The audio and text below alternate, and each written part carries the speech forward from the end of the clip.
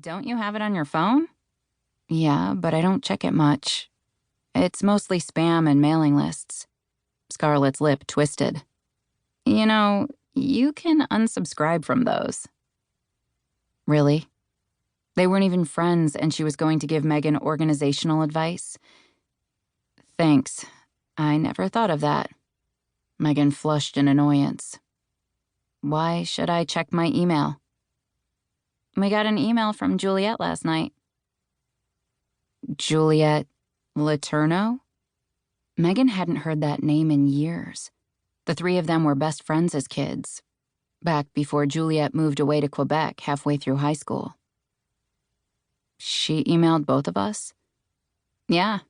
She wanted to know if we could get online tonight for a video chat. Scarlett shrugged. I don't know what she wants. The email was vague. Megan tried to remember her last communications with Juliet, back in senior year, slowly trailing off over time. Does she know you and I don't really talk anymore?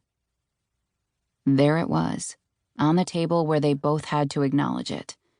Megan hated confronting stuff, but some stuff had to be confronted. She must not. Otherwise, she wouldn't write to both of us on one email.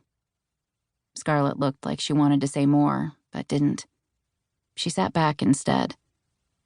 Okay. Megan had no idea why Scarlett was even asking her about this. So that's it? You wanted to know if I knew what the email was about? I didn't want you to miss the video call. It must be something important. Scarlett's lightly tanned skin turned pinker, a few freckles standing out on her cheeks with the blush. Megan waited for something else, but Scarlett didn't say much. She just looked across the table at Megan in a way that made Megan feel weird and scrutinized and judged, and she didn't like it. Before Megan could slide out of the booth, though, Scarlett moved like she wanted to put a hand over Megan's. It was a weird, stilted gesture that ended with Scarlett putting one hand over her other hand instead. How have you been? Work treating you well? Sure, Megan answered in a knee-jerk positive way, like she always did, but then found herself giving more info without planning to.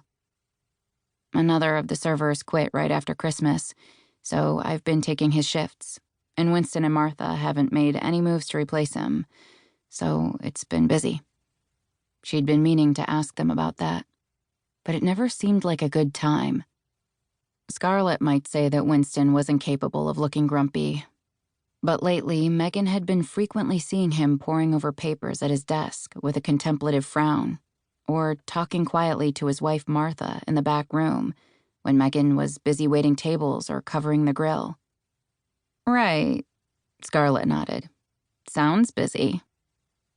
I've been busy, but the diner hasn't. It's been dead. Megan looked out the glass front of the diner, out into the parking lot of this strip mall where the Starlight Diner had carved out a tiny niche between Winn-Dixie and the Topcoat Nail Salon.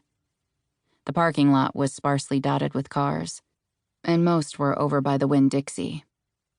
That's a shame. The Starlight used to be the place to be. Sympathy filled Scarlett's eyes, sympathy that made Megan itchy and uncomfortable. She was never settled under Scarlett's intense gaze. Megan didn't want to talk about this anymore, so she slid out of the booth. Do you want food? Scarlett looked down at her open menu. Yeah, sure, thanks. Pancakes and sausage? And a large OJ? Sure. Megan slid out of the booth. Don't say I never did anything for you. The words were intended like a joke, a throwback, but she regretted them as soon as they were out of her mouth. They didn't tease like that anymore. They didn't even talk anymore. Scarlett gave her a ghost of a smile, and Megan left with the same sense of discomfort. Winston took her order with an undecipherable noise of agreement and set about whipping up some pancakes while Megan drew an orange juice for Scarlett.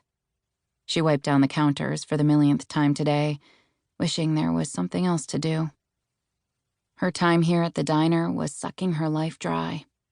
She hadn't gone to book group in months, hadn't played...